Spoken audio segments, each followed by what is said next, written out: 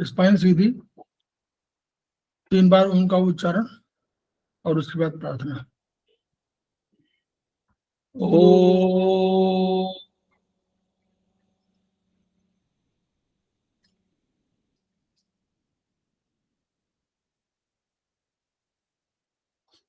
ओ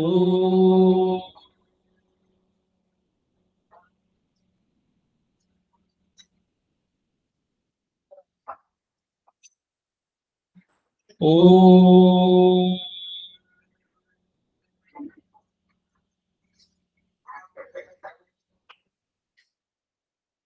वह शक्ति हमें दो दयानिधे, कर्तव्य मार्ग पर डट जाए, पर सेवा पर उपकार में हम निज जीवन सफल बना जाए। वह शक्ति हमें दो दयानिधे, कर्तव्य मार्ग पर डट जाए, हम दीन दुखी निर्विघ्नों के सेवक बन संताप हरि, जो है बिछड़े भूले भटके, उनको तारे खुद तर जाए। वह शक्ति हमें दो दयानिधे, कर्तव्य मार्ग पर डट जाए, छल द्वेष दंभ पाखंड झूठ, अन्याय से निश दिन दूर रहे, जीवन हो शुद्ध सरल अपना, शुच प्रेम सुधारस बरसाए।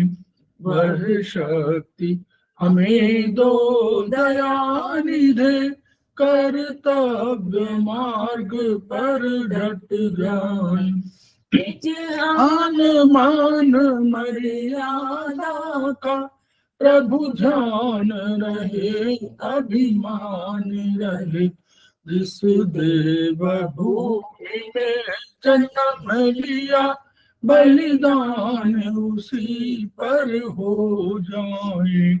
वह शक्ति हमें दो दयानिधे, कर्तव्य मार्ग पर डट जाए, पर सेवा पर उपकार में हम निज जीवन सफल बना जाए।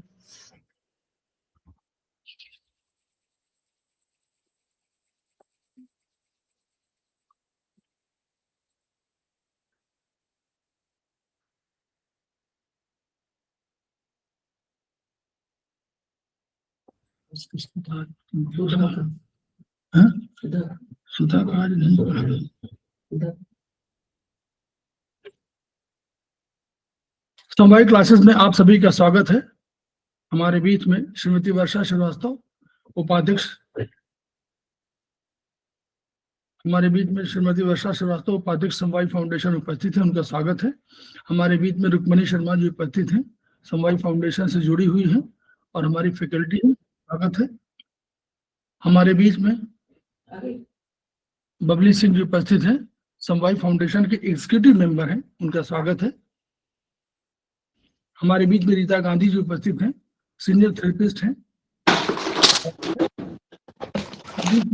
सुधा पाठक जी उपस्थित हैं, समवायी फाउंडेशन की हमारी प्रमोटर हैं और हमारी फैकल्टी भी हैं और आज की क्लास की फैकल्टी भी हैं, उनका स्वागत है। तो हम लोग समवायी फाउंडेशन के सदस्य हैं और हम लोग एक्यूप्रेशर शोध प्रशिक्षण एवं उपचार संस्थान प्रयागराज से संबद्ध हैं। वहाँ की मनीषी ब्रह्मलीन एमपी खिमका सर की हिमणी है, जिनकी वजह से संस्थान को यह शोहरत प्राप्त हुई है और हमारी इस एक्यूप्रेशर विधा को इतनी ख्याति और इतनी उन्नति प्राप्त हुई है। खिमका सर के कुछ मोटो हैं, उनका each one reach one, treat one, each one teach one. इसी को आपके माध्यम से जन जन जागरण अभियान के तहत सारे संसार में फैलाने का हमारा सपना है और हमें विश्वास है कि विधा जो अपेक्षाकृत कम खर्चीली है उसका लाभ केवल आपको ही नहीं मिलेगा, आपके घर परिवार, पास पड़ोस, इष्ट मित्र, बंधु बांधवों को ही नहीं मिलेगा, वरन समस्त पीड़ित मानवता को मिलेगा। इसी विचार के साथ हम लोग आज के क्लास की शुरुआत करने जा रहे हैं। तो हम लोग चर्चा करेंगे आज स्पेशल क्लासेस में, हम लोग चाइनीज मेरिडियन जो ड्यूअल मेरिडियन है उन पर हम लोग चर्चा कर रहे थे, और आज भी हम उस पर चर्चा करेंगे सुधा पाठक जी के साथ। तो ओवर टू सुधा पाठक जी, मैं शेयर कर दे रहा हूँ।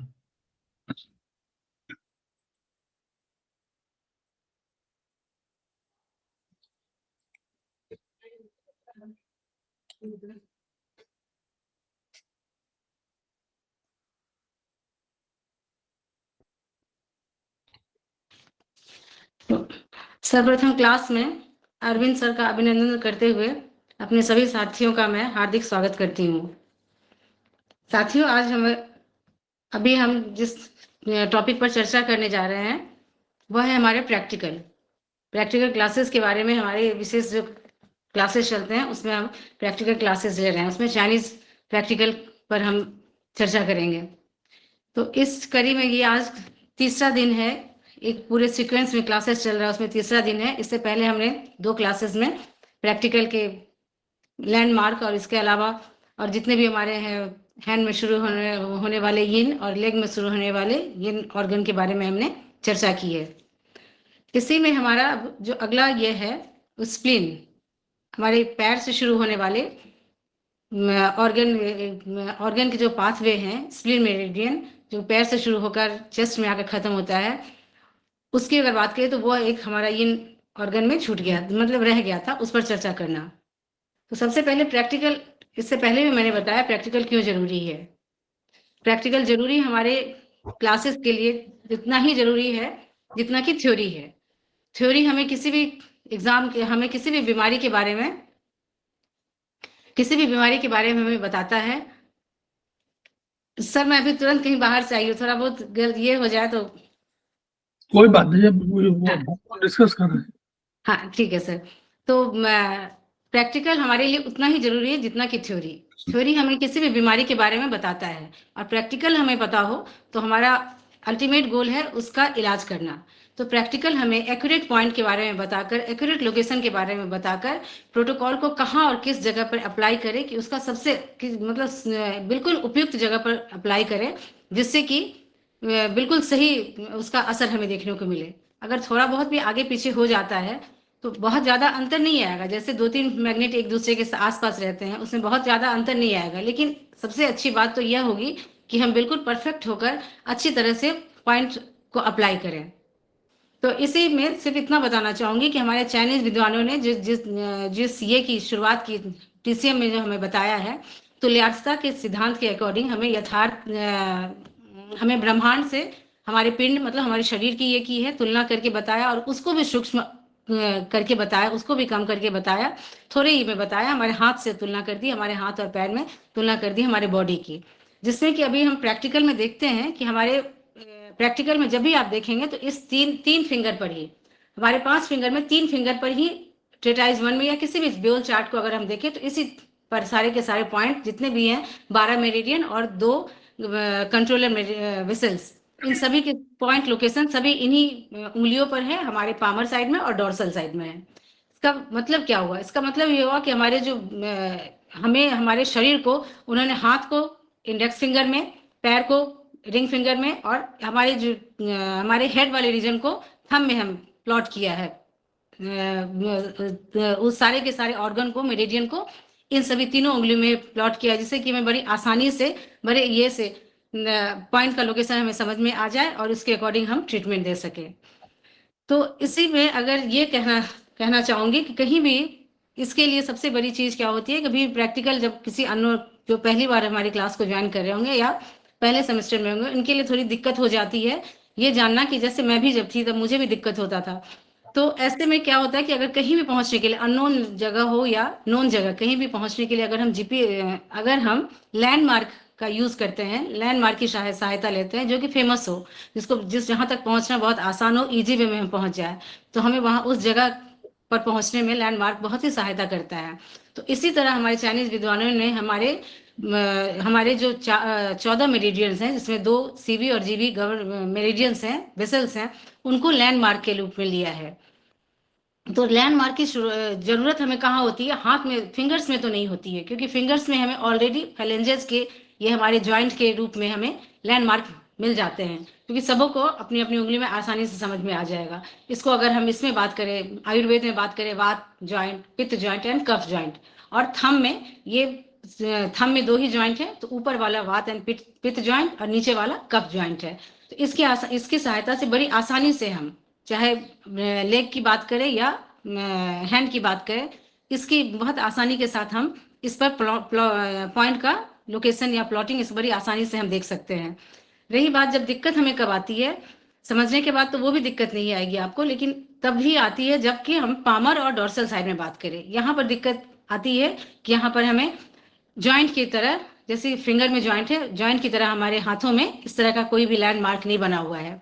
अगर हम पामर साइड की बात करें तो सभी के हाथ में कमोबेश ये 3 रेखाएं होती ही हैं, जिसको कि मैं ये कहती हूँ, ये हर्ट लाइन, मिडिल वाला ब्रेन लाइन, उम्मीद है सबको दिख रहा होगा मेरा हाथ, ब्रेन लाइन और लाइफ लाइन, ये तीनों जो बहुत समझते नहीं भी समझ में आता है तो first line, second line, middle line और लास्ट लाइन, ऐसे करके भी हम समझ सकते हैं। तो यहाँ भी हमें थोड़ा बहुत लोकेशन मिल सकता है अगर हम ध्यान दें तो। लेकिन अगर डॉर्सल साइड की बात करें तो डॉर्सल साइड में हमें दिक्कत ये आएगी कि यहाँ किसी भी तरह का कोई ये नहीं है, जॉइंट के अलावा डॉर्सल साइड में हम देखें तो यहाँ किसी भी तरह का हमारे पास कोई लैंडमार्क नहीं है। तो ऐसे कंडीशन से ही बचने के लिए बड़े आसानी से सीबी और जीबी मेरिडियन के बारे में हमारे चाइनीज विद्वानों ने बताया है। इसके पीछे कारण ये है कि हम सभी जानते हैं कि यही 2 एक ऐसा वेसल्स कहें या मेरिडियन है जो यूनिलेटरल है, जो हमारे शरीर के आगे और पीछे दोनों साइड में बिल्कुल बीचों बीच, बिल्कुल इंच मात्र का भी नहीं, सुई के नोक के बराबर भी अंतर नहीं है, बल्कि बिल्कुल हमारे बीच के हमारे शरीर में बीचों बीच चलती है। सीबी मेरिडियन की बात करूं तो हम सभी जानते हैं कि सीबी मेरिडियन हमारे आगे वाले पोर्शन से जाती है, हमारे अगले फ्रंट साइड में जाती है, और जीबी मेरिडियन हमारे बैक साइड में जाती है। और सबसे अच्छी बात, जैसा कि मैंने बताया, बिल्कुल बीचों बीच जाती है। तो ये तो हमें पूरी तरह से पता है कि इसमें थोड़ा भी बदलाव नहीं आएगा इस सीबी और जीबी के पाथवे में। तो जब पाथवे में कोई बदलाव नहीं आएगा तो इसके जितने भी पॉइंट्स होंगे वह भी हमारे लिए बिल्कुल उतने ही उसी जगह पर पाए जाएंगे जहां पर कि ये सीबी और जीबी मेरिडियन है, उसके पॉइंट के लोकेशन में भी कोई अंतर नहीं आएगा। इसीलिए इसको चाइनीज विद्वानों ने लैंडमार्क के रूप में लिया है। तो इससे पहले भी मैंने क्लास में बता रखा है लैंडमार्क के बारे में, लेकिन फिर भी थोड़ा बहुत, चूंकि हमें स्प्लीन, यिन ऑर्गन के बारे में बात करना है, तो स्प्लीन के लिए बताने के लिए सीबी मेरिडियन के बारे में सिर्फ इतना कहना चाहूंगी कि हम सभी जानते हैं कि सीबी मेरिडियन हमारे आगे वाले पोर्शन में, हमारे फ्रंट साइड में, हमारे ग्रोइंग एरिया से शुरू होते हुए हमारे ऊपर आते हुए, बिल्कुल बीचों बीच आते हुए, चेस्ट के बीचों बीच आते हुए हमारे लोअर लिप्स के नीचे में आकर उसका पॉइंट खत्म होता है। तो ये एक हो गया। दूसरा है जीबी मेरिडियन में बिल्कुल हमारे उसको बिल्कुल ग्रोइंग एरिया से ही बिल्कुल बीचों बीच होते हुए, पीछे से आते हुए हमारे हेड को कवर करते हुए, पीछे नेक से आते हुए हेड को कवर करते हुए हमारे अपर लिप्स पर, जहाँ सीबी मेरिडियन लोअर लिप्स पर खत्म हो जाता है, वहाँ जीबी मेरिडियन के पॉइंट्स, वैसे कहने को तो जीबी 25 अपर लिप्स पर खत्म होता है, लेकिन इसके 2 पॉइंट और हमारे अंदर, मुंह के अंदर तालू पर पाए जाते हैं, जिसका कि हम बहुत ज्यादा यूज नहीं करते हैं, या इसको एक तरह से मान लेते हैं कि हमारा जीबी मेरिडियन का लास्ट पॉइंट अपर लिप्स के ऊपर है और सीबी मेरिडियन का लास्ट पॉइंट लोअर लिप्स के नीचे है। तो अभी तक ये सीबी मेरिडियन को हमने देखा, सीबी मेरिडियन के बारे में देखा, मतलब ये उसके, और इसी के अकॉर्डिंग एक सीधी लाइन में जब हम ये लाइन खींचेंगे तो बहुत आसानी से हमें इसके सारे पॉइंट के बारे में हमें समझ में आ जाएगा। तो इस पर बहुत ज्यादा टाइम नहीं देते हुए मैं अपने स्प्लीन मेरिडियन के बारे में, स्प्लीन मेरिडियन के पॉइंट के बारे में चर्चा करना चाहूंगी। उससे पहले स्प्लीन मेरिडियन के बारे में कुछ इंपॉर्टेंट बातें जो कि आपको एक ही वीडियो में सब इसके बारे में सब कुछ आपके सामने हो, इसलिए मैं थोड़ी कुछ बातें इसके बारे में करना चाहूंगी। तो हम सभी जानते हैं कि चेस्ट या स्प्लीन मेरिडियन पैर से स्टार्ट होकर के, पैर के बिग टो से स्टार्ट होकर के हमारे चेस्ट रीजन में आकर समाप्त होता है। इसमें शुरुआत करने से पहले स्प्लीन मेरिडियन से, इस मेरिडियन की शुरुआत, हाँ, जैसे कि मैंने बताया, बिग टो से के टीबियल साइड से शुरू होकर या टीबियल साइड में नाखून के टिप से शुरू होती है। वहां पर इसका ओरिजिनल SP1, इसका पहला पॉइंट SP1 स्टार्ट होता है। और वहां से फिर जैसा कि अभी हम, अगर अपनी ट्रेटाइज की बुक में आप देखना चाहें तो ट्रेटाइज 1 में पेज नंबर 189 पेज में आपको बहुत आसानी से मिल जाएगा। वहां से शुरू होते हुए, वहां से हमारे ग्रोइंग रीजन को कवर करते हुए यह हमारे चेस्ट के रीजन में रिब के पास इसका एंड होता है। हमारे ऊपर आते हुए रिब के पास इसका एंड होता है। इसके बाद हम सभी जानते हैं यह अर्थ एलिमेंट का यिन ऑर्गन है।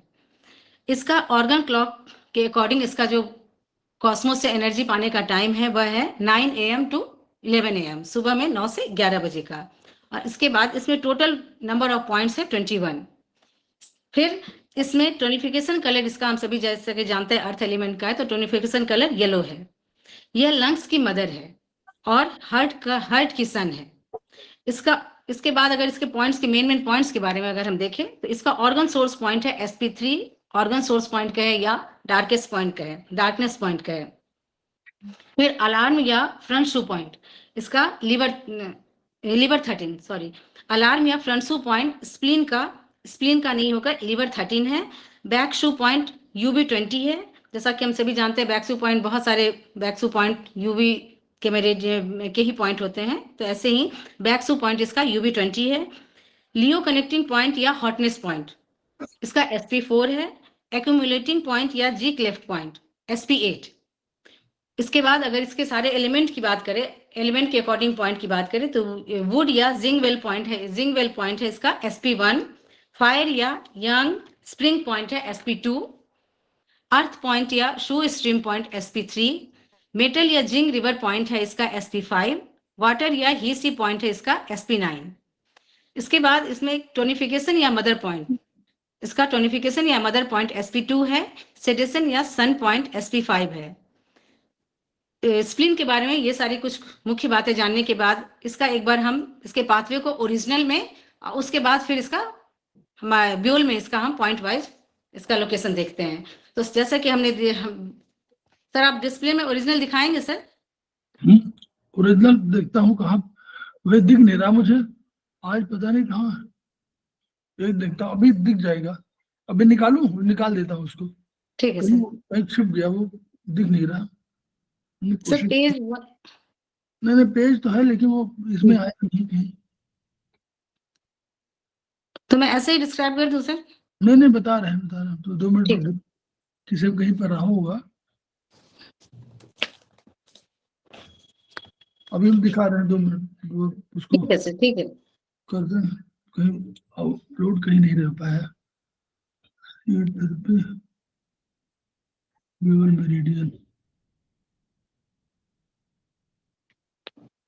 मेरिडियन में कहीं पर आया है।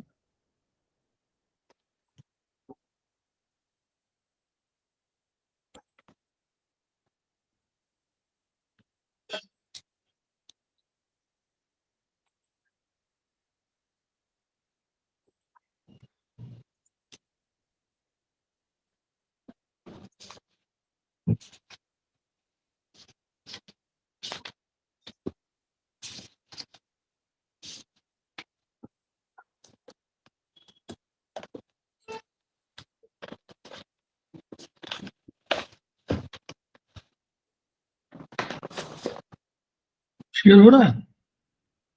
नहीं सर, नहीं हो रहा है सर बिल्कुल छोटा सा, इसको आप, नहीं, एक सेकंड, वो नहीं सर ये शायद लंग्स का है दिख रहा है मुझे।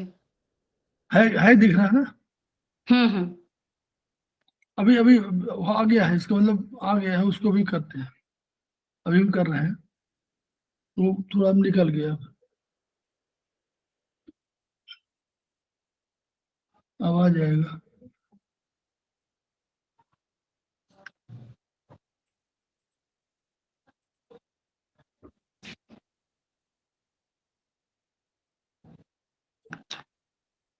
यस सर, आ गया।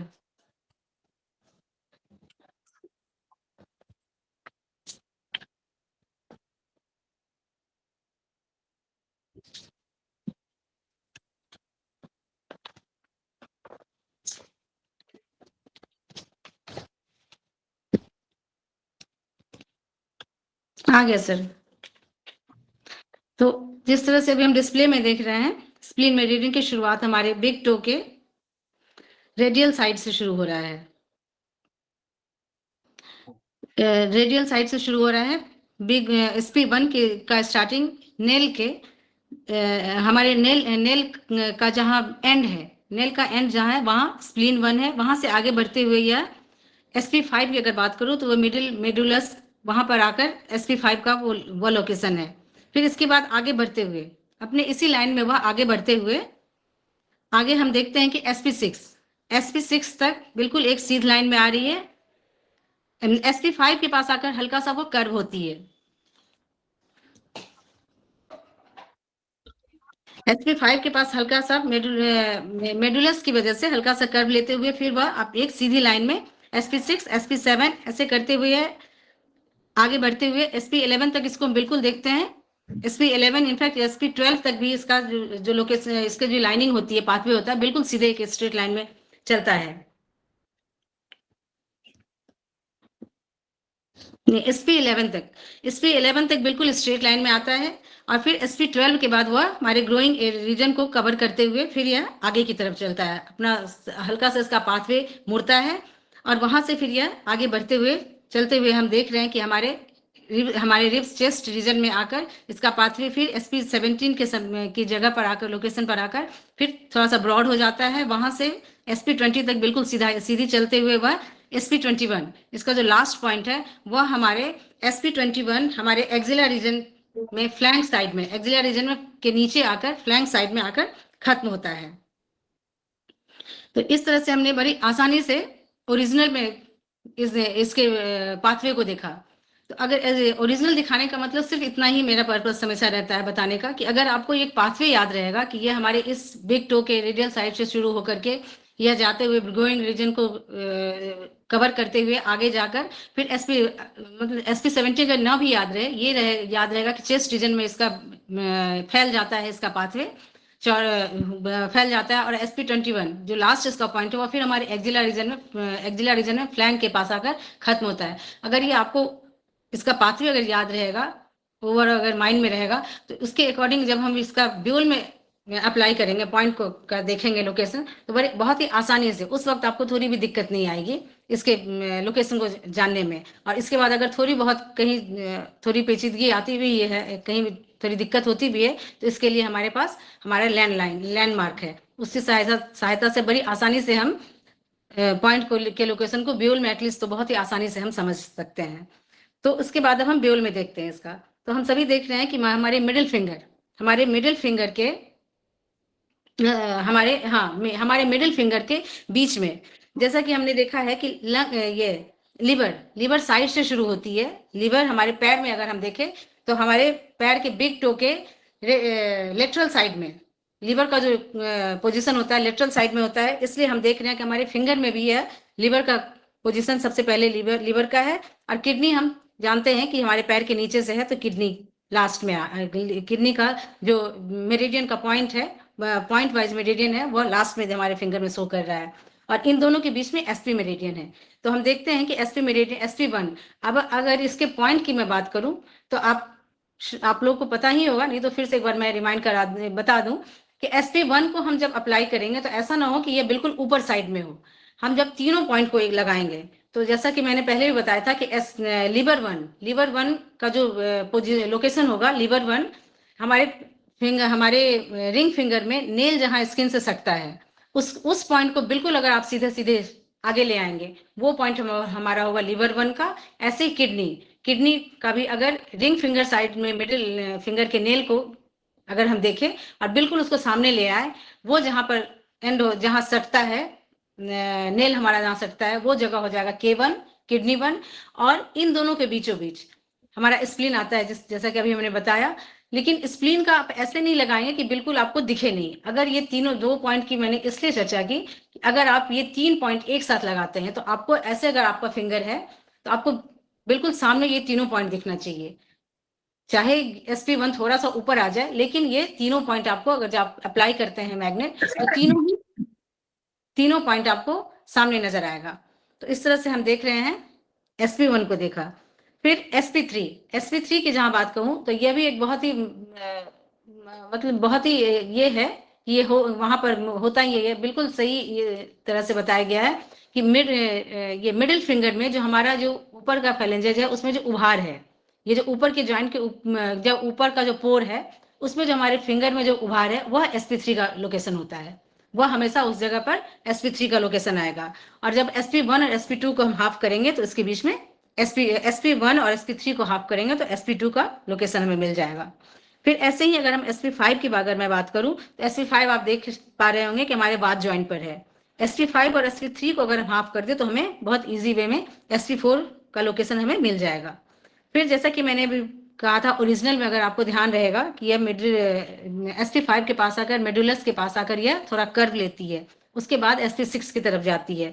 तो पाथवे तो सेम है लेकिन उसी को दिखाते हुए sp6 सॉरी नहीं अभी नहीं, अभी sp6 तक भी हम देख रहे हैं कि बिल्कुल एक स्ट्रेट लाइन में जा रही है। sp6 एंड sp7 बिल्कुल ही स्ट्रेट लाइन में जा रही है हमारा, जैसा कि अभी हमने देखा था ओरिजिनल में sp6 और sp6 और sp7 इन सबों के बीच में हाफ मैग्नेट की दूरी है। अब अगर हम sp8 को देखने से पहले सबसे पहले हम sp9 को देखें। यहाँ से स्प्लीन मेरिडियन जो बीचों बीच चल रही थी वह अपना पाथवे को चेंज करते हुए साइड में आ जाती है।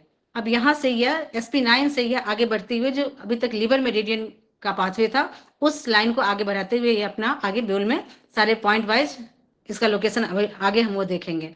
तो sp9 को देखने के लिए हम ये देखते हैं कि हमारा जो पित्त जॉइंट है, आपके हाथ में पित्त जॉइंट इंडेक्स फिंगर के साइड से पित्त जॉइंट से स्लाइटली ऊपर में लीवर मेरिडियन के लाइन में ही पाथवे के लाइन को फॉलो कर, पाथवे कहना सही नहीं होगा बल्कि उस लाइन को फॉलो करते हुए ही sp9 का लोकेशन है, जो कि हल्का सा पित्त जॉइंट से हल्का सा स्लाइटली नीचे है। और ऐसे में जब sp7 और sp9 को हम लोकेट कर देते हैं तो इसके बीच में हल्का सा कर्व लेता हुआ और इन दोनों को अगर हम हाफ कर देंगे या हाफ से हल्का ऊपर sp9 की तरफ अगर हम ले जाते हैं, sp7 और sp9 को हाफ करके sp9 की तरफ अगर हम थोड़ा सा पॉइंट का लोकेशन ऊपर कर देते हैं तो उस जगह पर हमें एक्यूरेट sp8 का लोकेशन मिल जाता है। इसके बाद हम देख रहे हैं sp10, जैसा कि sp9 हल्का सा पित्त जॉइंट से नीचे था वैसे ही sp10 पित्त जॉइंट से हल्का सा ऊपर पाम साइड की तरफ हल्का सा ऊपर जा रहा है। उसके बाद sp9 और sp10 और sp11 में एक मैग्नेट की दूरी पर sp11 का हमें लोकेशन मिल जाएगा। उसके बाद हमने ओरिजिनल में भी देखा था और यहाँ भी यह आगे लाइन बढ़ती हुई हमारे ग्रोइंग रीजन को पार करती हुई ऊपर आती है। तो ऐसे में sp12 का अगर आप लोकेशन देखना चाहेंगे तो यहाँ पर हमें हमारा जो लैंडमार्क है उसकी बहुत ज़्यादा ही हमें हेल्प मिल जाएगी। तो आप देख पा रहे होंगे कि sp12 को अगर लोकेट करने के लिए हम cv2 जो लैंडमार्क है हमारा cv2 की हम मदद ले सकते हैं।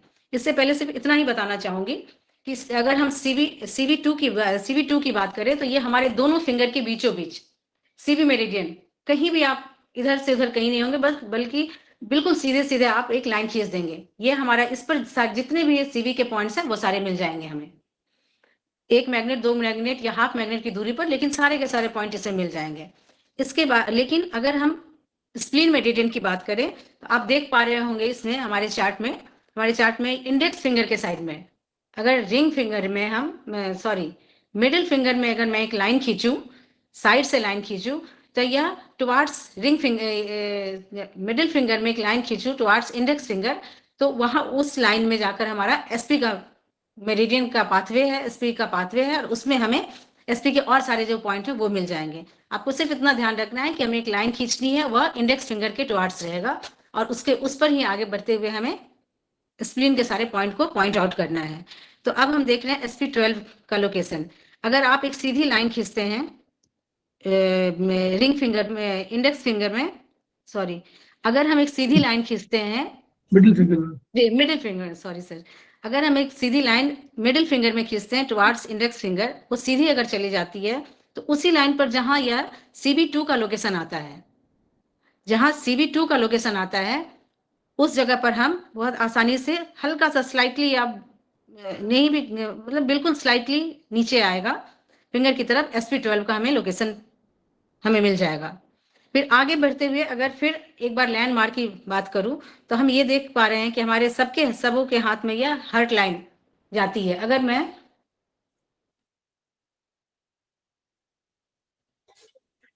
एक लाइन खींचूं तो CB2 की जगह CB2 के पास हमें SP12 का लोकेशन आ जाएगा।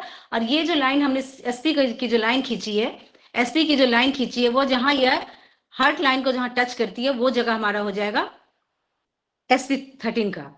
वो जगह हमारा SP10 नहीं सॉरी SP13 का वो जगह हो जाएगा। या इसको हम CB3 के साथ भी इसको हम कोऑर्डिनेट कर सकते हैं। कोऑर्डिनेट अगर CB3 के साथ अगर आप करेंगे तो CB3 से स्लाइटली नीचे SP13 का लोकेशन आ जाएगा। या स्प्लीन की जो ये लाइन हमारे हार्ट लाइन को जो काटती है, जहां काटेगी वो जगह हमारा हो जाएगा SP13 का। तो इन दोनों में से जो भी आपको आसान लगे उसके अकॉर्डिंग आप पॉइंट इसको लोकेट कर सकते हैं। अब इसके बाद अगर मैं इसकी बात करूं, SP14 की अगर बात करूं, तो फिर बहुत आसानी से हमें मिल जाता है CB5 के सामने। स्प्लीन की जो लाइन हमने खींची, स्प्लीन मेरिडियन की जो लाइन खींची है हमने अपने हाथ में, उस लाइन में जब वह लाइन CB5 के पास आती है तो वो पोजीशन हमारा हो जाएगा स्प्लीन 14 का। स्प्लीन 15 भी उतना ही आसानी से हम बहुत ही आसानी से CB8 के सामने, क्योंकि ये वाला रीजन है हमारे नाभि वाला रीजन है, SP नाभि वाला रीजन है CB8, उस जगह पर हम देख सकते हैं। उससे हल्का सा हाफ मैग्नेट या हाफ मैग्नेट से भी कम अंतर पर हम स्प्लीन 15 को हम लोकेट कर सकते हैं। हमारा वो पॉइंट हमारा स्प्लीन 15 का होगा। अब अगर स्प्लीन 16 तक हमने ओरिजिनली भी देखा था कि ये लाइन स्प्लीन 16 तक बिल्कुल सीधी आ रही है। उसके बाद फिर हमारे चेस्ट वाले रीजन में जाकर अपना पाथवे थोड़ा सा एक्जिला के साइड में करती है। तो स्प्लीन 16 को देखने के लिए फिर हमें अपने लैंड मार्क की सहायता लेनी होगी CB9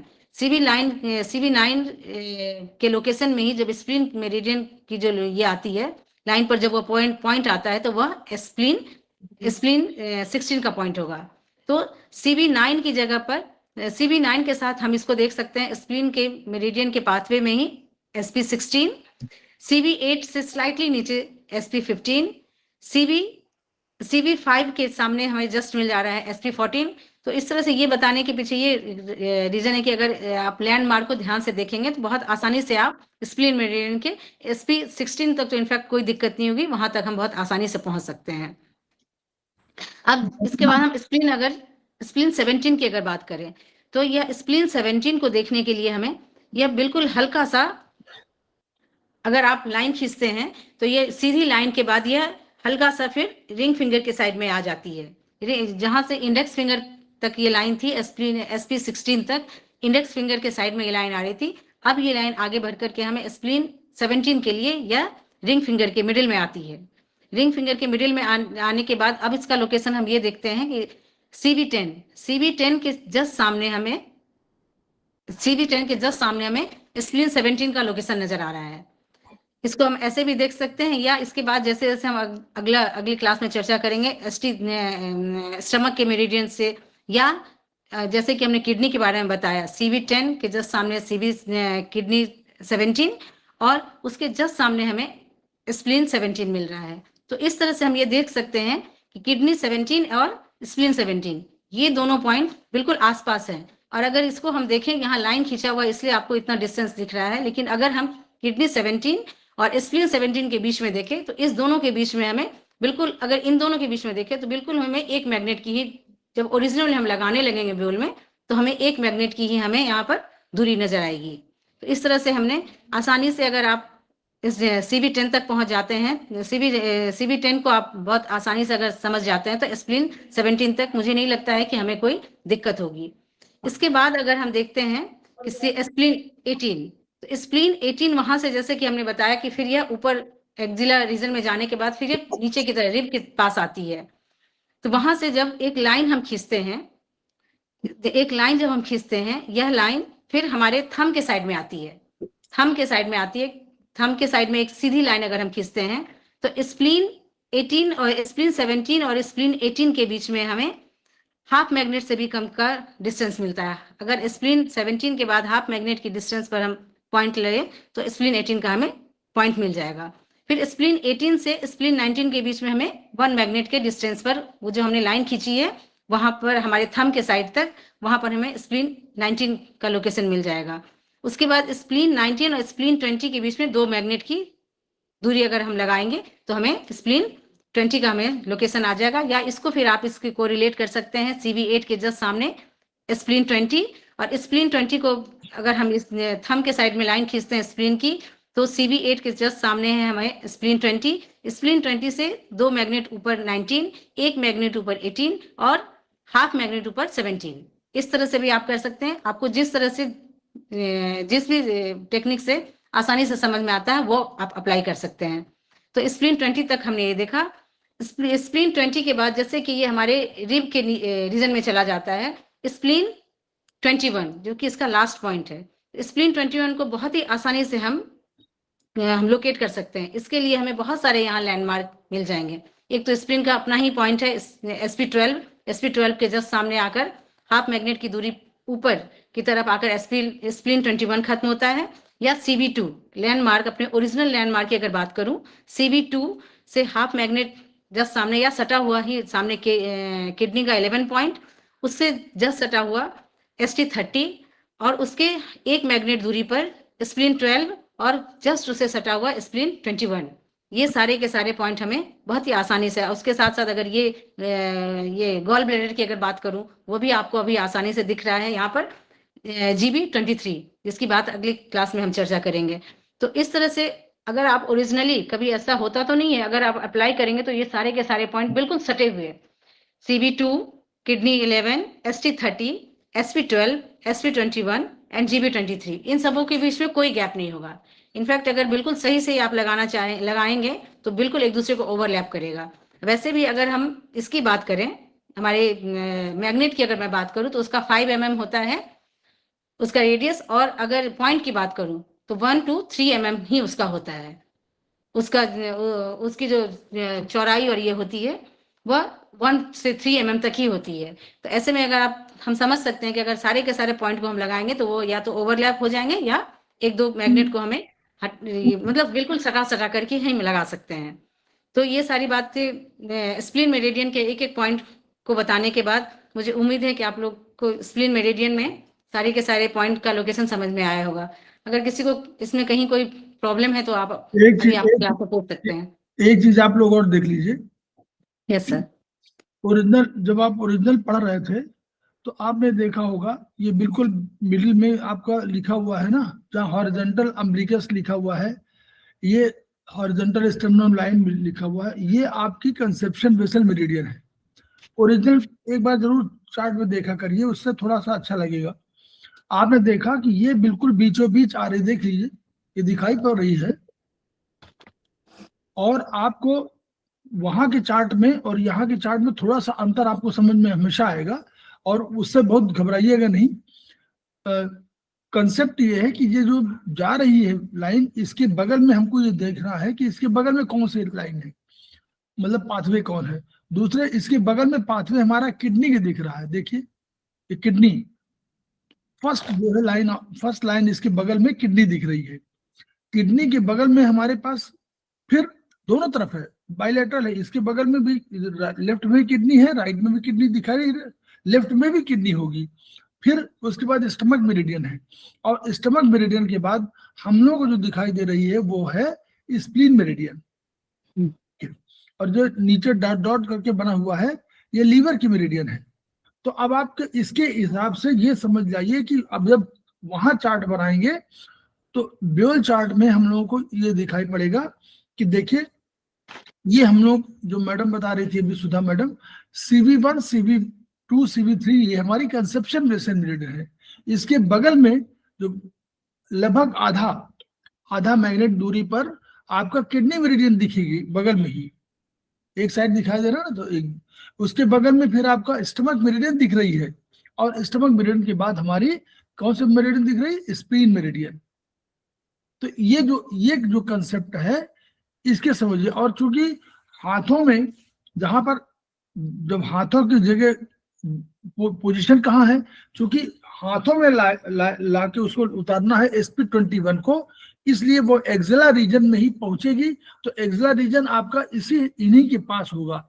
इसलिए करस्पॉन्डेंस में थोड़ा सा अगर कभी अंतर समझ में आए तो वो इसलिए है कि क्योंकि करस्पॉन्डेंस के आधार पर जो उन्होंने जहां एक्सिला को दिखाना है वहां पर एक्सिला है, इसलिए एक्सिला पर लाकर उन्होंने 21 को sp21 को छोड़ दिया है। क्लियर? इसको जब तक देखेंगे नहीं तो आपको लगेगा अरे वहां से कैसे फिर नीचे आ गई। ऊपर आपने देखा था ना यहाँ पर sp21, ये देखिए sp20 यहाँ जा रही है, 17, 18, 19, 20 ऊपर आ गया और 20 से तुरंत उसने नीचे जा करके एक्सिला रीजन पे आके वो 21 समाप्त हुई है। ठीक है, तो देखने में आपको बहुत सी चीजें कभी कभी अगर अधिक ज्ञान हो जाएगा तो ये लगेगा अरे कैसे है, लेकिन प्रोफेसर पारदेवु ने इसको बड़े उसके मुश्किल से बनाया है और हर उससे पॉइंट को देखा हुआ है। और इससे ये मानिए कि जैसे हम लोग आयुर्वेदिक एक्यूप्रेशर में हम लोग कहते हैं कि प्राण है और आत्मा है और कुछ आत्मा है, वैसे उनका भी कंसेप्ट रहा हो। ठीक है, तो हम लोग उससे घबराएंगे नहीं और बस ये समझे नहीं कि आप डिमार्केशन लाइन जो है वो हमको देखना पड़ेगा। किडनी है उसके बगल में, ये बड़ी मुश्किल से बनाया गया होगा, देखिए कैसे बना है। ठीक, चलिए बहुत बढ़िया। ये सिर्फ एक लाइन ये जोड़ना चाहूंगी कि अगर आप स्प्लीन 12 और स्प्लीन 21 को देखें तो स्प्लीन 12 का जो लोकेशन है वह मिडिल फिंगर के बाहर नहीं है, वो अपने पाथवे को ही में ही है। लेकिन अगर स्प्लीन 21 की अगर मैं बात करूं तो यह हमारे मिडिल फिंगर और इंडेक्स फिंगर के पास आकर खत्म होती है। बस इसमें इन दोनों में इतना ही अंतर है। स्प्लीन 12 हमारे रिंग फिंगर, हमारे मिडिल फिंगर में ही रह जाती है क्योंकि उसका अपना ओरिजिनल पाथवे से वो होकर जा रही है, वह कहीं भी इधर उधर नहीं मुड़ती है। लेकिन स्प्लीन 21 की अगर बात करूं तो वह एक्सिला रीजन में वापस लौट कर आती है। तो ऐसे कंडीशन में वह इंडेक्स फिंगर और रिंग फिंगर इन दोनों के बीच में आकर के खत्म होती है।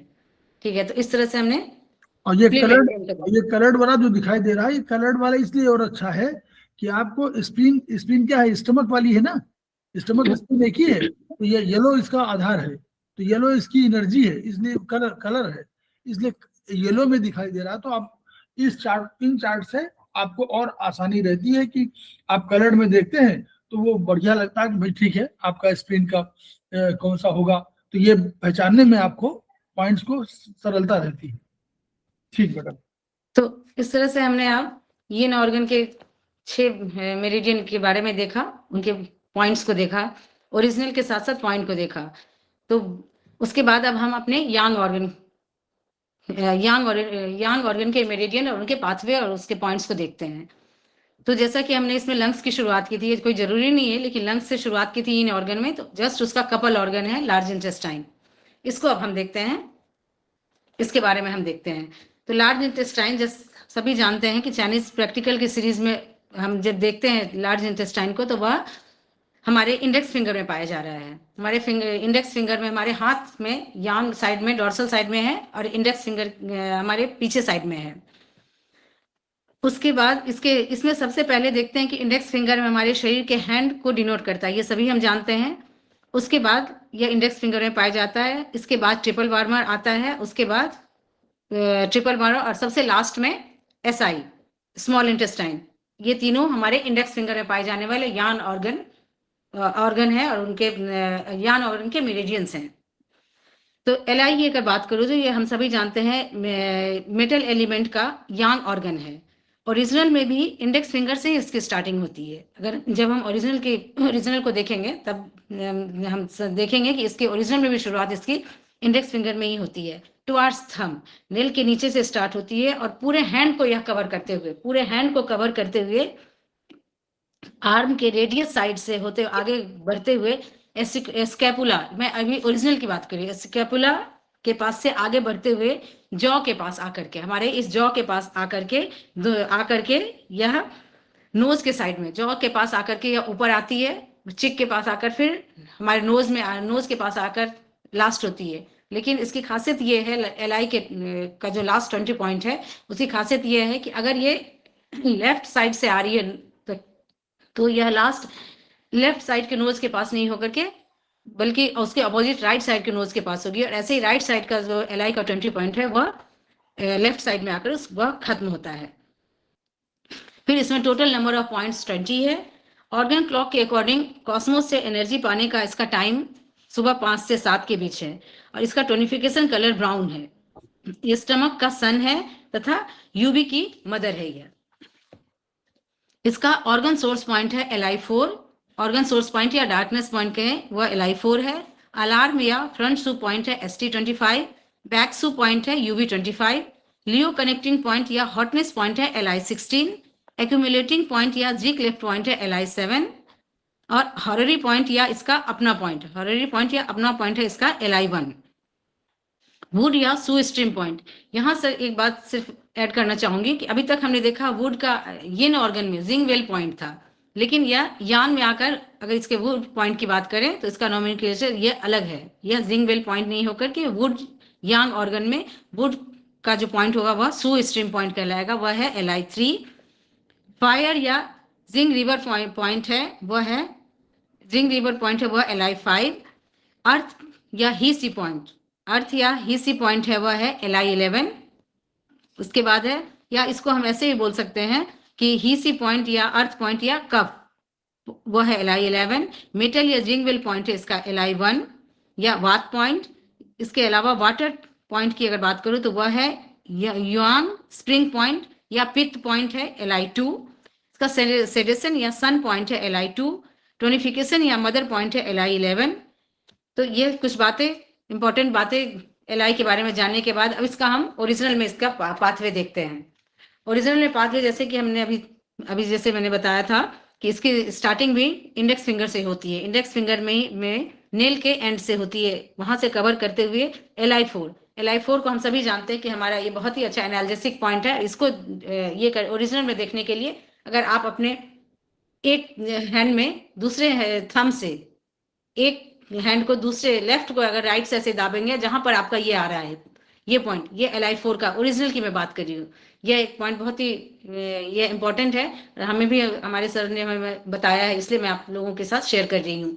ये LI4 तक होते हुए फिर रिस्ट के पास इसका LI5, रिस्ट के पास LI5 और LI5 है। इसके अलावा इसके बाद अगर मैं देखूँ LI11, तो जब आप ये हाथ फोल्ड करते हैं, अपने इस आर्म को फोल्ड करते हैं, यह जहाँ क्रीज आता है आपके हाथ में, क्रीज के पास LI11 आता है। तो LI5 रिस्ट जॉइंट पर और LI11 इस क्रीज के पास आएगा। आगे बढ़ते हुए ये डोर्सल साइड में LI11 आएगा, और LI11 से जस्ट अगर हम देखें तो दो कुन नीचे 10, एक कुन 9 LI8 LI7 और LI5 से 2 कुन ऊपर अगर देखें तो वह LI6 है।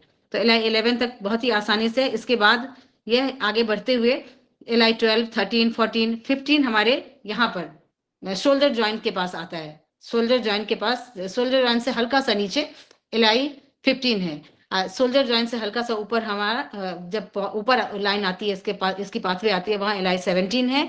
LI17 के बाद फिर जब हम देखते हैं तो हमारे ये अभी तक हम पीछे की साइड से आ रहे थे क्योंकि यान मेरिडियन है, लेकिन यह फिर ये आगे की तरफ आते हुए LI17 हमारा LI17 अगर इसको मैं बोलूं, ये क्लेविकल बोन के पास आकर LI17 और उससे जस्ट हल्का सा ऊपर LI17 LI18 है। और वहां से फिर यह आगे की तरफ जो हमारा ये वाला ये पोर्शन है जहां हमारा जॉ मिलता है, इसको कवर करते हुए LI19 फिर हमारे लोअर लिप्स के पास आकर खत्म होता है, और LI20 फिर इसको आगे बढ़ते हुए अपोजिट साइड में जाकर LI20 नोज के बिल्कुल टिप पर, नोज की जहां से स्टार्टिंग होती है उस जगह पर LI20 खत्म होता है।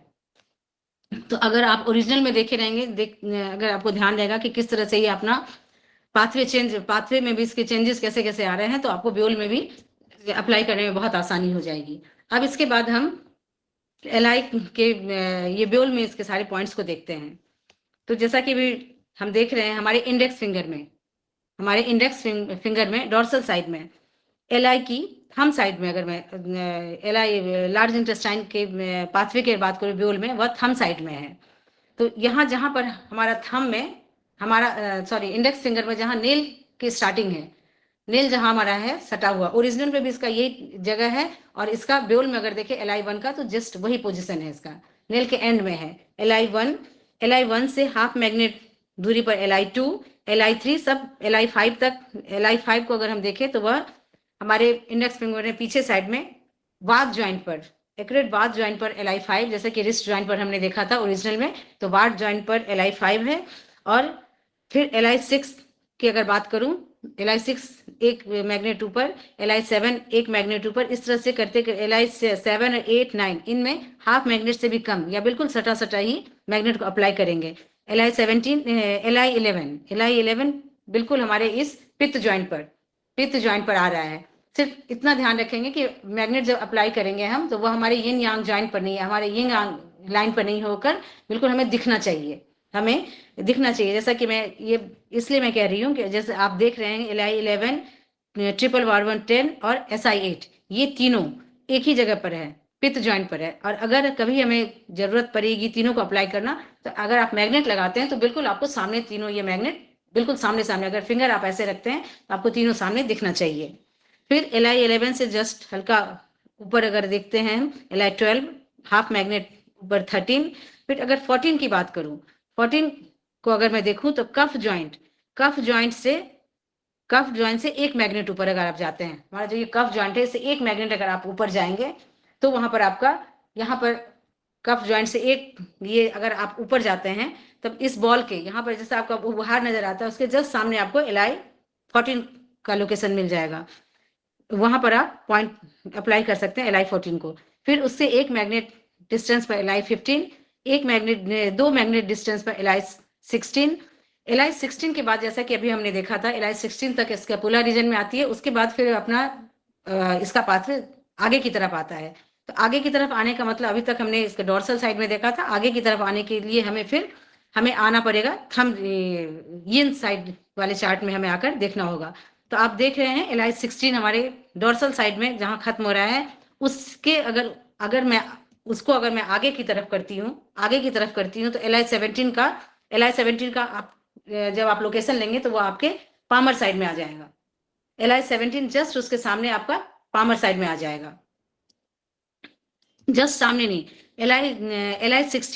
LI16 को जब हम देखते हैं LI15 से दो मैग्नेट ऊपर LI16, और जब उसको पामर साइड में लाते हैं तो हमारे कफ ज्वाइंट पर अगर इसको आप इस लाइन को अगर आप चेंज करेंगे, यहाँ आने के बाद चेंज करेंगे तो हमारे जब थंब रीजन में वो आएगा, वो लाइन पाथवे उसकी आती है, तो थंब साइड में आकर कफ ज्वाइंट पर आकर LI17 का लोकेशन आपको मिल जाएगा, यहाँ जस्ट सामने कफ ज्वाइंट पर जस्ट सामने LI17 से हाफ मैग्नेट एक मैग्नेट ऊपर अगर आप लेते हैं तो LI18। इसके बाद फिर यह जैसा कि LI19 को हमने देखा था कि यह लोअर लिप्स के पास आ जाती है, तो ऐसे में फिर थंब पर हम लैंडमार्क की अगर हेल्प लेते हैं, तो अगर इसको हम नोज मानते हैं अपने हेड की, ये इस हेड रीजन में इस उभरे हुए क्षेत्र को इस उभरे हुए जगह को अगर नोज मानते हैं, तो नोज के दोनों इसको नोज अगर मानते हैं तो नोज के जस्ट नीचे हमारा LI19 था, हमारे हमने ओरिजिनल में देखा था लोअर लिप्स के अपर लिप्स के पास LI19 था, और नोज के दोनों ऑपोजिट साइड में LI20 का पॉइंट हो जाएगा। और नोज को देखना तो नोज के लोकेशन को देखना बहुत ही आसान है, हमारे थंब में जो उभरा हुआ साइड है वह नोज का लोकेशन है। तो इसके दोनों साइड आप ऑपोजिट में लेफ्ट और राइट साइड के LI को, क्योंकि ये बाइलेटरल है तो आपको जरूरत होगी तो आप इस जगह पर जस्ट नोज के सामने, नोज का जो कॉरेस्पॉन्डेंस है उसके जस्ट सामने आप LI20 को अप्लाई कर सकते हैं। तो बहुत ही आसानी से हमने लार्ज इंटेस्टाइन के 20 पॉइंट तक का जो इसका पाथवे और इसके पॉइंट है उसको हमने देखा है। इसमें अगर किसी को कुछ पूछना हो, कहीं कोई प्रॉब्लम आ रही है किसी पॉइंट को देखने में, तो आप पूछ सकते हैं।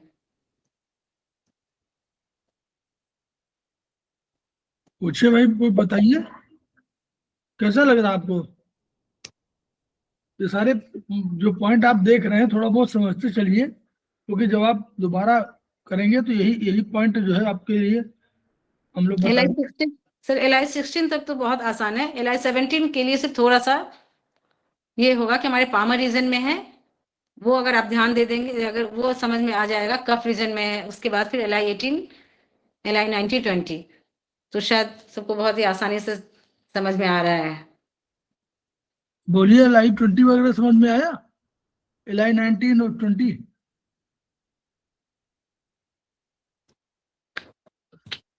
इसमें कौन कौन लोग तो सर आगे क्लास करें सर?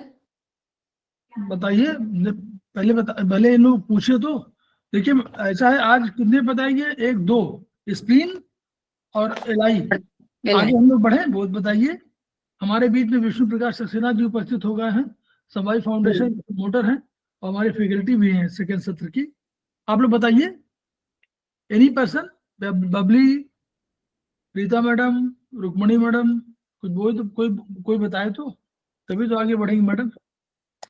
अगर इसमें से पूछना ही नहीं, अगर कुछ मुझसे कमी रह गई हो तो वो भी आप बता सकते हैं, मैं भी सीख ही रही हूँ। अगर कहीं सभी लोग सीख रहे हैं, सभी लोग सीख रहे हैं, कोई ऐसा नहीं कोई विद्वान नहीं है। विद्वान बाहर है, यहाँ नहीं है।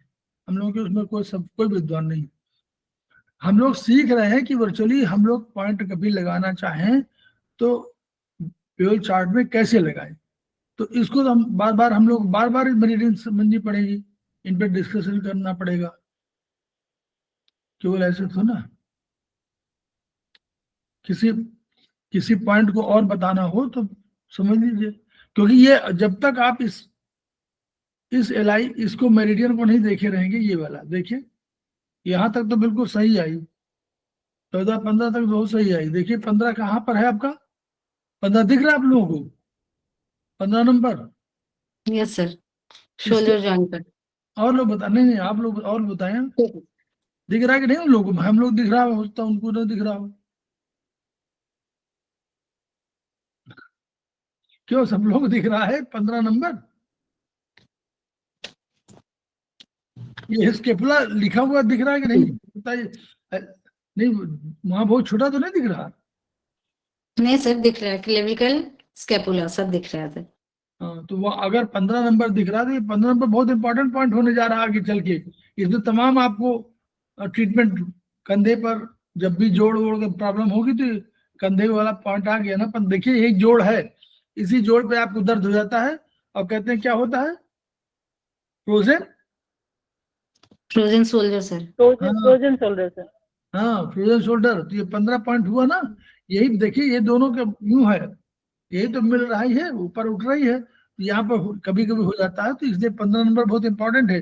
अब इससे आप लोकेशन समझ लीजिए कि 15 नंबर क्यों इंपॉर्टेंट है, कि भाई फ्रोजन शोल्डर में। तो यही वही चीज जो है। अब 16 तक यहाँ आ गई, देखिए 16 यहाँ आई। 16 के बाद ये जब ओरिजिनल मेरिडियन जो है कहाँ चली गई, ये देखिए 16 आपके कंधे पे आई ना, इधर इधर बाहर की तरफ, ये यांग साइड में कंधे पे आई, और फिर आई, और फिर आपका आगे की तरफ आ गई। देखिए 17 नंबर आगे की तरफ आ गई है। तो यानी ये इन बॉर्डर, पहले यांग में थी, अब ये इन में आ गई।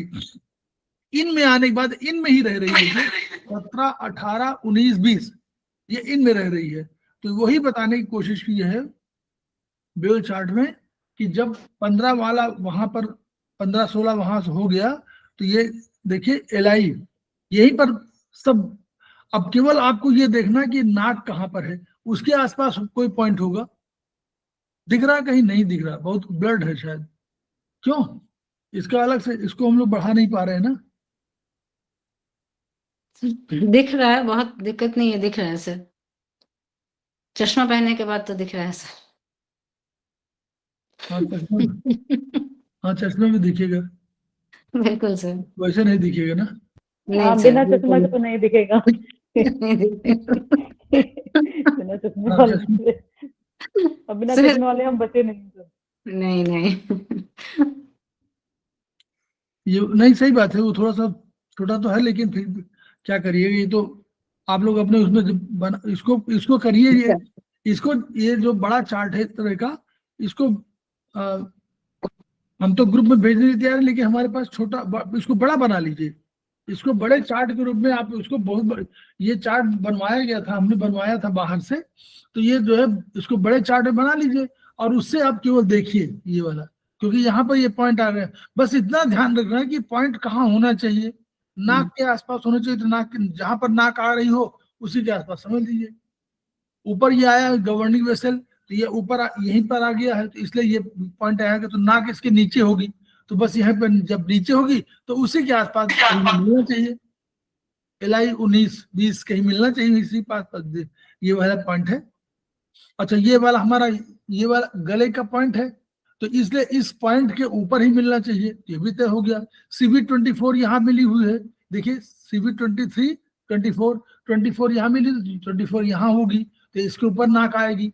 तो CV उधर गवर्निंग वेसल इधर आ रही, तो यानी ये सब चीजों का अगर अंदाज लगे तो आपको उस जगह इसके लिए जाना पड़ेगा। शरण कहाँ, आपको ओरिजिनल में देखने पड़ेगा भाई कहाँ पर है। और नाक, ये नाक की अवधारणा कि नाक कहाँ पर है, कान कहाँ पर है, बस ये अवधारणा आप रखें तो आपको ये सब पॉइंट, ये वाले पॉइंट क्लियर हो जाएंगे जो बहुत करीब कंजेस्टेड हो गए हैं।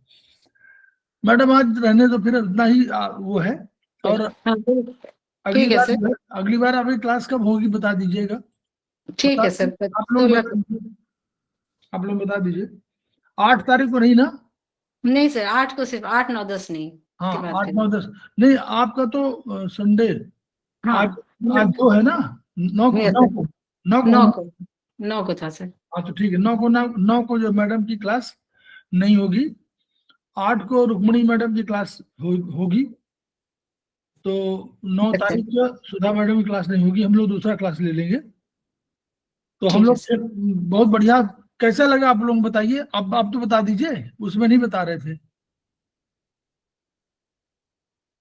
सर बहुत बढ़िया था, बहुत अच्छा था, क्लास बहुत बढ़िया था। Thank you Babli ma'am.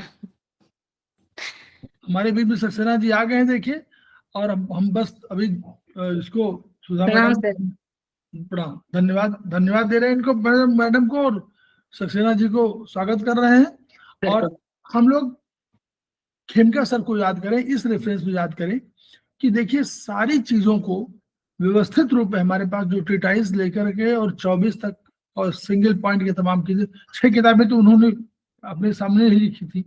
तो ट्रीटाइज की बात नहीं कर रहा हूँ मैं, सिंगल पॉइंट की बात कर रहा हूँ। तो वो 6 किताबें लिखी थी, तो उन पर हम लोग ध्यान दें और पॉइंट धीरे धीरे हम लोग आगे क्या बहुत सीखना माइल्स टू गो इसलिए बोलते हैं बार माइल्स टू गो क्यों बोलते हैं, क्योंकि केवल इतना ही नहीं है कि हम पॉइंट लगा लेंगे, इतना ही नहीं है कि हम जो है बीमारी जान लेंगे, इतना ही नहीं कि हम समझ रहे हैं किडनी 3 है और SP6 है और P6 है और इनको हम निकल लेंगे। इनके एनर्जी सिस्टम पैटर्न को हम लोग देखना पड़ेगा। और ये प्रॉब्लम तब आएगी जब बहुत क्रॉनिक डिजीज हो। जहां एक्यूट है वहां आपका बिल्कुल सही है, क्योंकि उसके पास एनर्जी खुद ही है। देखिए छोटी सी बात बता रहा हूं, जब एनर्जी अधिक होती है तो बहुत चिंता की बात नहीं होती। आप सिडेट करोगे, एनर्जी बढ़ी है तो सिडेशन में कोई दिक्कत नहीं। क्लियर? पहला संगम, उसके पास एनर्जी बढ़ी है, तो एनर्जी अगर बढ़ी है तो जिस ऑर्गन में आपने एनर्जी बढ़ी समझ लिया, उसमें आप सिडेशन तो करोगे, तो सिडेशन से बहुत नुकसान नहीं होगा, क्योंकि उसकी एनर्जी बढ़ी है। कम हो जाए 100-200 है, 100-200 है, 40 घटेगी तो अब भी रहेगी, 60-70 तो रह जाएगी, 80 रह जाएगी। प्रॉब्लम कहाँ होती है? वो क्रॉनिक डिजीज में। उसमें क्या है, उसमें क्या एनर्जी कितनी है? एनर्जी बहुत कम है। मान लीजिए किसी की एनर्जी 20 है, किसी ऑर्गन की, जहां क्रॉनिक डिजीज की बात कर रहा है, चाहे किडनी हो चाहे लीवर हो, कोई भी बात करें, हमारा मन क्या करेगा? पहला मन क्या करेगा जानना चाहते हैं? पहला मन क्या करेगा हम लोगों का? पहला मन करेगा तुरंत टोन कर दे। हम पहला मन करेगा तुरंत टोन कर दे एनर्जी, है ना, कि तुरंत एनर्जी बढ़ जाए। लेकिन ये बताइए 4 दिन व्रत रहे हो आप और 5वें दिन आपको पूरा खाना खिला दिया जाए, कैसा लगेगा? बीमार होंगे ना। बिल्कुल। इसीलिए कहा जाता है कि 4 दिन जब पानी नहीं पीते हैं तो कहते हैं पानी धीरे धीरे पीजिए। जिस दिन व्रत, निर्जला व्रत कोई रहता है तो उस दिन कहते हैं जब पानी जब पीजिए तो कहते हैं धीरे धीरे पीजिए, इकट्ठा नहीं, इकट्ठा कर 2-3 ग्लास पीजिए, भाई हम तो निर्जला व्रत थे।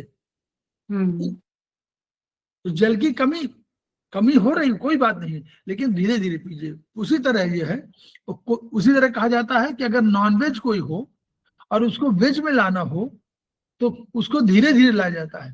ऐसा नहीं कि अचानक वो पहले डेली वो अपना नॉनवेज डेली खाते थे, अब अचानक दूसरे से आप कहा कि आप तो दीक्षा ले लीजिए और आप कुछ खाएंगे नहीं, उसको प्रॉब्लम हो जाएगी। इसी तरह कोई डेली ड्रिंक करने वाला हो, उसको आप और उसके बाद अचानक डॉक्टर बोले कि कल से आप छुएंगे नहीं, ऐसा भी डॉक्टर भी नहीं करते। वो कहते ना ना, इनको धीरे धीरे डोज घटाइए। वैसे हमको भी याद देखना है कि हम लिखा कुछ भी हो, समझना हमको अपने आप से है कि हमको बैलेंस फॉर्म में करके धीरे धीरे एनर्जी, पहले उसको माइल्ड टोनिफिकेशन दीजिए। कंसेप्ट यही है, वो कोई कहे कुछ भी, माइल्ड टोनिफिकेशन दीजिए। चाहे उसका अर्थ लगाइए कि 3 घंटे दीजिए, 8-12 घंटे कुछ मत दीजिए, टोन मत करिए, मेथी लगा दीजिए, उसकी एनर्जी को आने दीजिए, देन यू ट्रीट इट, और तब उसको आप टोन करिए। उसके पास कोई एनर्जी तो हो, अदरवाइज क्या होगा, एनर्जी सारी कोलैप्स कर जाएगी, दूसरे ऑर्गन प्रभावित हो जाएंगे। ये इसलिए थोड़ा सा ध्यान हम लोगों को ये देना चाहिए, जो हमेशा बैलेंस फॉर्म में है। तो खेमका सर को हम लोग याद करते हैं, उनकी एनर्जी को याद करते हैं, उनके उस संदेश को याद करते हैं कि उन्होंने जगत के लिए एक संदेश दिया, each one reach one, each one treat one, each one teach one. इन्हीं शब्दों के साथ 2 मिनट का ब्रेक, फिर हम लोग आते हैं सक्सेना जी के साथ और आज चर्चा करेंगे हम लोग। थेरेपी है हमारी सीड थेरेपी। 2 मिनट का ब्रेक है।